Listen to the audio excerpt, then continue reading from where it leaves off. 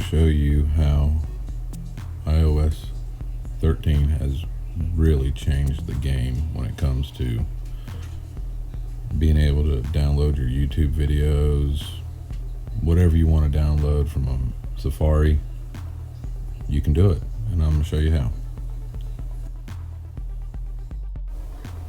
Let's open YouTube, pick any video, copy the link. Here in beautiful Alberta, I'm with some pretty cool people. I'm with Chris, Matthew Littlewood, Dana, and Close YouTube. Now once you've done that, you open up Safari, and I've chosen to use y2mate.com. I'm sure it works on any of the other service providers, but y2mate.com seems to work fine for me. Just paste the link. Notice it comes out. Download it for 1080p. This usually doesn't take but maybe a minute max. Gives you the download link, and you'll notice right there.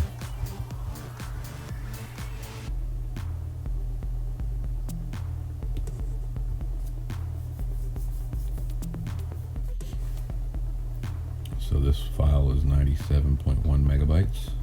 On your connection, it might take a few minutes for it to do it. I'll go ahead and fast forward the video. So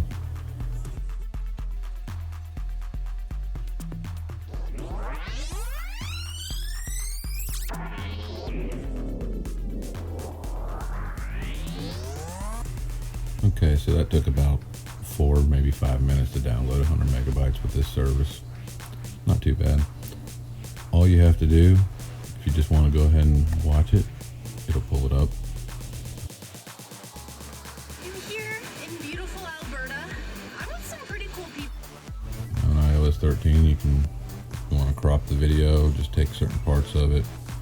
If you want to trim it, just bring it over here, bring it over here.